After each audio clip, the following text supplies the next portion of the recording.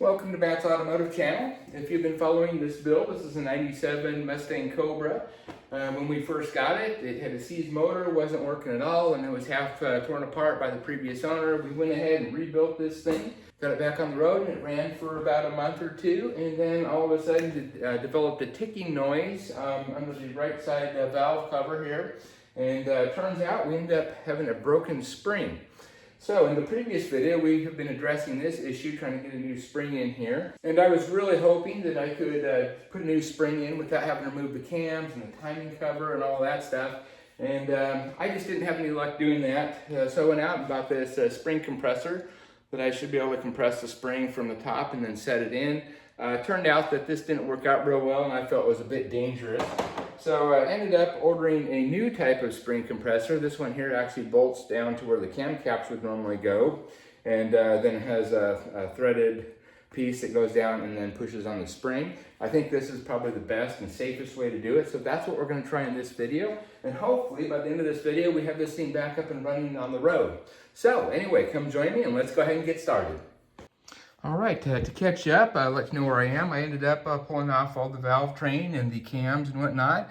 I got my timing wedge in here so we don't lose the timing on the bottom end where it wraps around the crankshaft. And we have all the cam followers out, and right here is where the broken spring was. And this is on cylinder 1, and I have the piston all the way at top dead center, and you can see that's as far as the valve will go down. Then it hits the top of the piston, and that's exactly where we want it, because if the piston were all the way down, this could potentially fall down into the cylinder, and then we have a bigger problem and have to remove the head. So anyway, this is where we are. I'm going to try putting on the new spring compressor now, and hopefully we can get that new spring on. All right, so this particular valve spring compressor has an exhaust side and intake side. Our broken spring here is on the exhaust side, so we're going to have this facing down, and they provide you with some bolts to bolt this to where the cam caps would normally go. Now, one of the things I wanted to show you about this spring compressor, here's the part that actually pushes down on top of the spring.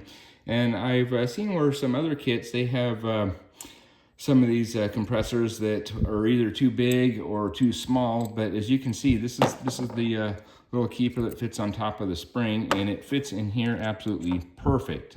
You can see, so it's not going to slide around side to side or anything. So once that's all put together, it should push down pretty darn straight and square on that spring. So I feel real good and safe about using this type of compressor.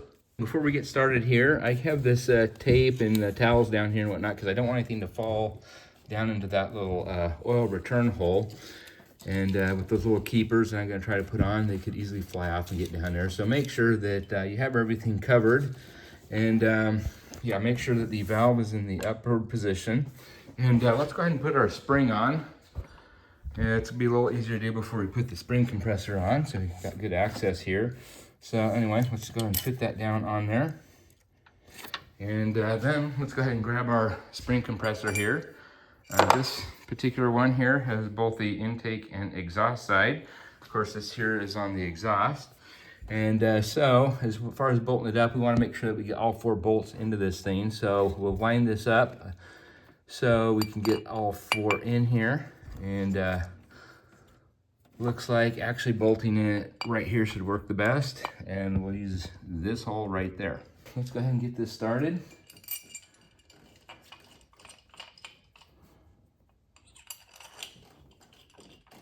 Okay, once the compressor's bolted down, we can go ahead and put in the piece that actually does the spring compressing right on top of the spring. I apologize for this poor camera angle. It's just so tight here. It's very difficult to get a good angle here to show you, but you can kind of see what's going on here.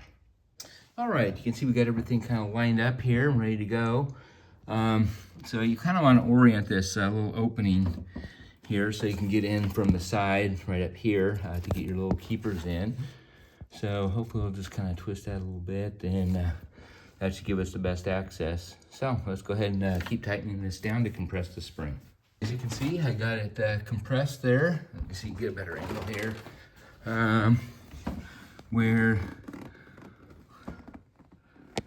There you can see I got the little rings there where the keepers go in. So I got the spring compressed far enough. So hopefully we can put a little grease on those keepers and just kind of slide them in there.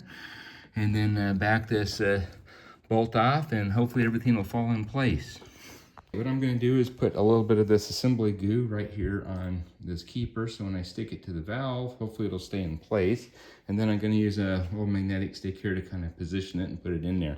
So let's get a little bit of this, put it on the keeper here, and hopefully this will do the job. I realize this is very difficult to see, but hopefully we can just kind of position this in here and get that to stick.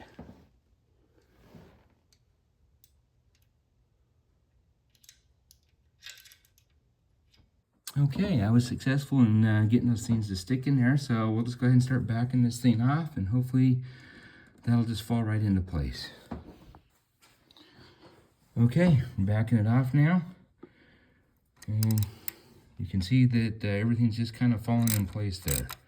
So this is great. Looks like this is a success, and I guess our next big challenge is going to be getting the cam followers in. Once we get the cams back in place. All the tension's off there. And you can see, knock this out, and we got our spring in. Awesome, it worked perfectly. Now with our tool out of the way, you can see there's the spring, and it's in perfectly. Now, before we go any further, what I want to do is take all of these lash adjusters out and go ahead and compress them, and that will relieve some of the tension. Two reasons for doing this.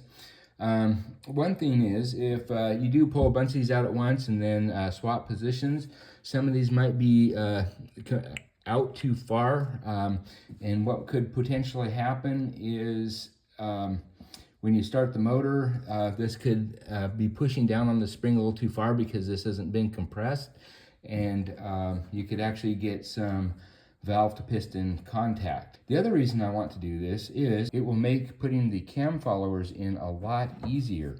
And that's because once we squeeze some of the oil out of this, it won't be so rock hard, and that'll give us a little more wiggle room to play with the cam followers to get them in there. So that's the reason I'm going to do it, and this is the perfect opportunity where everything's opened up there and no cams or anything are in the way. So let's go ahead and pull these out and compress them. So anyway, let's go ahead and pull these lash adjusters out and squeeze a little bit of oil out of them to soften them up. And of course, the other thing I need to be mindful of is this timing chain wedge. I don't want to accidentally hit this or disturb it and knock it out of place. If I do and lose timing on the bottom part of the motor, I've just opened a can of worms, and now I got a whole lot of more work for myself. So be real careful not to disturb that. All right, let's start pulling these hydraulic lash adjusters out and compressing them. And you can see here, they're very, very stiff right now. I'm pushing down there with all my might, and I can't even budge the thing. So we're going to take this over to the vise and then compress these, and I'll show you how I go about that. If you look closely at these, you'll notice as you rotate this around, you'll see a little hole, and that's where the oil would normally go in, and then of course it comes out at the top where it feeds oil to the cam. So anyway, I'm going to orient this thing down like so, and then put it in here, and then slowly, very slowly, just go ahead and turn this and start compressing it. You don't want to do it too fast, but if you just kind of put a constant pressure in here, you'll see that it relieves pressure every so often, and then it just inches forward there, and you can see the oil starting to come out here on the bottom side.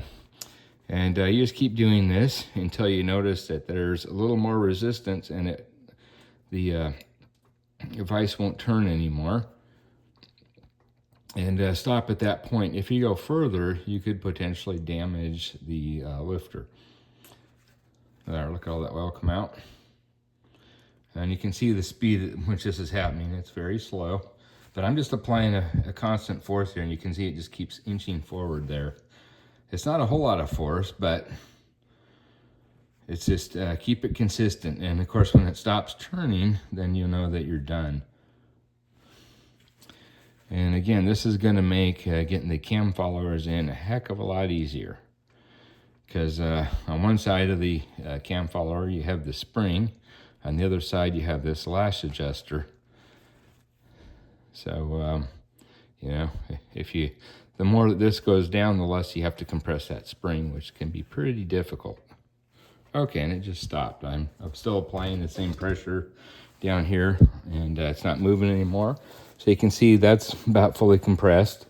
So then I'll take it out, and I believe there's a spring in here so that it will pop back out. But now as I squeeze this, you can see that it does go in a little bit. This is going to make it much, much easier to install those cam followers. Now with that compressed, I'm just go ahead and put it back on, and I'll do the exact same thing with all the rest of them. Now that we have all the hydraulic latch adjusters bled, we can turn our attention to the cams.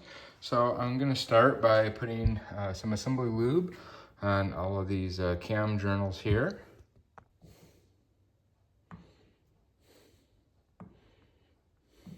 And I went ahead and spread all the assembly lube around on all the journals so make contact with all sides. And then also over here on the engine side, we want to make sure that all these journals here are clean and free of any debris before we set the cams in. As you recall, before we took these cams out, we did kind of mark the position, and on this particular chain here, I did mark it with yellow paint so it matches up with that little notch there. And also, when you go over to this side, there should be 6 links in between those two. So from your marked one here, count over 6 links and make sure that it lines up with that little mark here. I'll show you exactly what I'm talking about here. Right here. So there should be 6 links between this notch and this notch. Now we can take these cams as is and go ahead and set them into the motor. Okay, again, we're gonna have to be very careful not to disturb this little timing chain wedge here. We don't want to lose the timing on the bottom side of the motor. So let's just take this assembly as is and set it in here. Since there's no cam followers in here, this will be free to turn, and we can clock this the way we need to before we put the primary chain on. Okay, now we can put our tensioner in here, our secondary chain tensioner, and we still have the pin in here, so we'll insert this, and then we'll put the cam caps on, get everything bolted down, and then we'll go ahead and pull this pin. So again, be real careful about this timing chain wedge. We do not want to disturb it much. There we go. And let's get this in. Let's put our cam caps back on. I did go ahead and put some assembly lube on these journals here. And if you're interested, these I'll get torqued down to 89 inch-pounds. However, if you're interested in the sequence, please check out part 7 of the engine build series. I go through all this in great detail.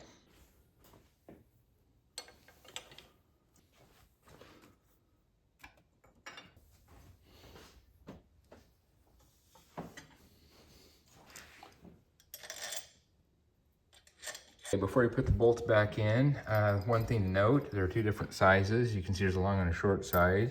There are 6 of the shorter ones. Those shorter ones are going to go into the bottom of the exhaust cam caps. And you can tell they're just not as tall. So anyway, just keep that in mind when you're putting these back.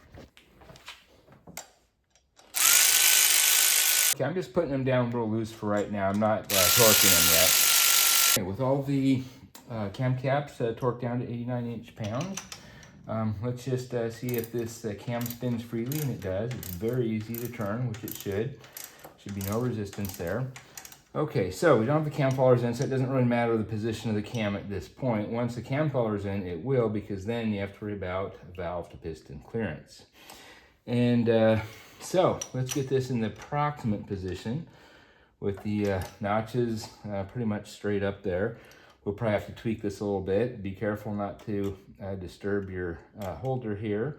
We can now pull the pin for the tensioner and get the tension on that secondary chain. So let's go do that. All of this seems very simple. You definitely want to make sure that you do not lose that pin down into the timing chain. Otherwise, you're going to have to pull that whole cover off. So be very careful. Okay, that expanded, and now we got tension on the secondary chain. And so we're going to have to play around with the clocking of this until we can put that other gear on and have that chain line up.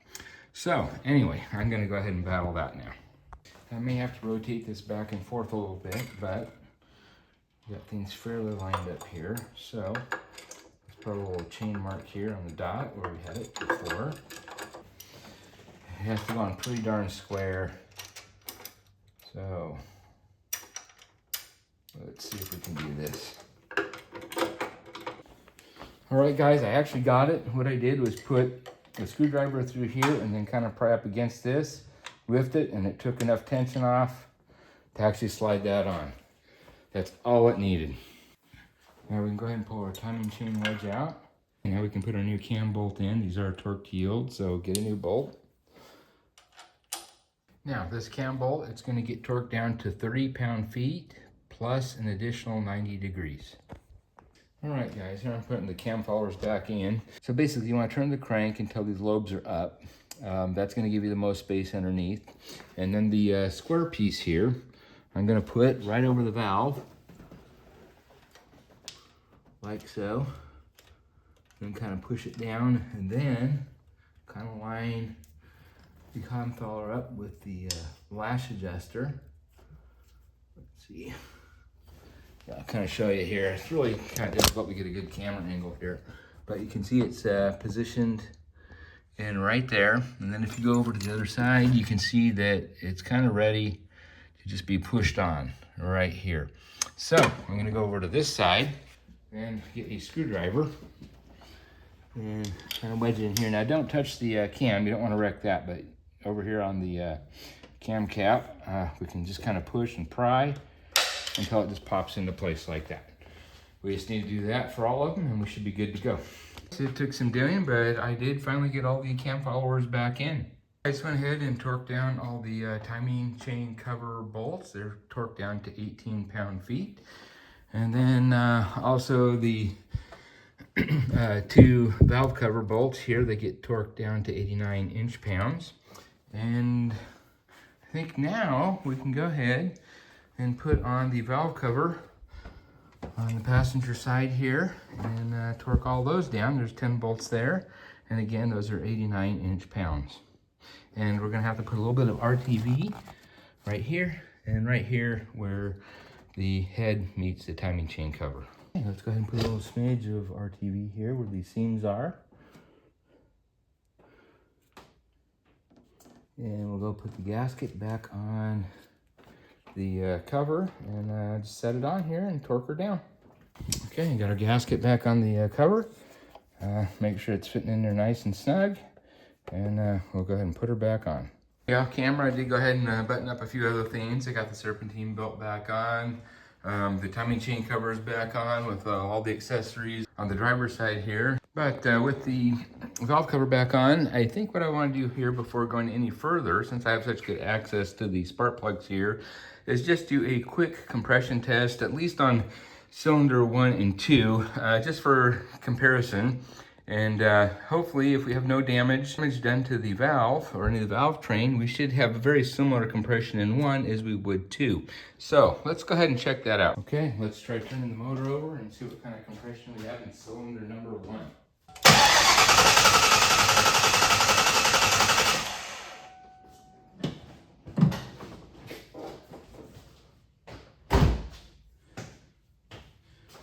And looks like we got about 175, so that looks pretty good. Let's put it in cylinder number 2 and see what we have there.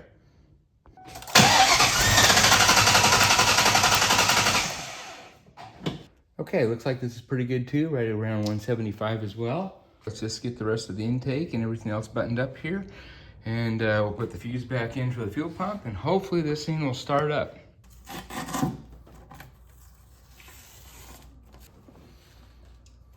And by the way, there is a gasket on the back of here.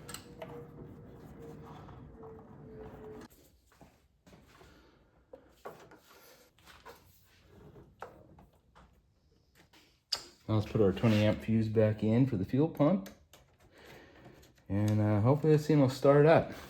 All right, guys, I'm hoping and praying here that everything's gonna fire up. We have everything back in place. And so let's give this a shot. And with any luck, it'll fire up and run correctly. Hopefully better because we now have the good O2 sensor in. So let's give it a shot.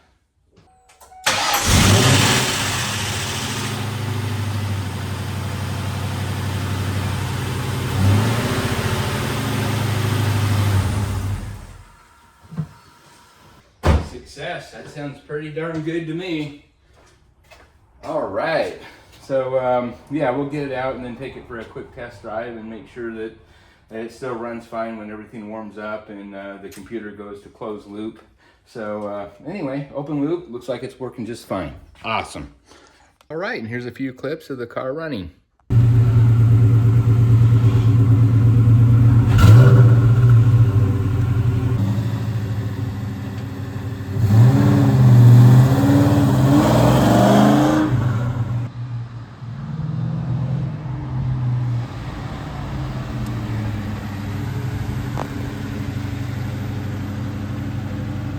All right, guys, that was a success. So we'll wrap that video up. And on the next one, we're going to start on this 2013 Taurus Show. The motor in this car is blowing, and so we purchased a new motor. This was out of an F-150, and there are a few differences between this and the Taurus Show. But anyway, that's for the next video. So anyway, we'll see you on the next one. Have a great day.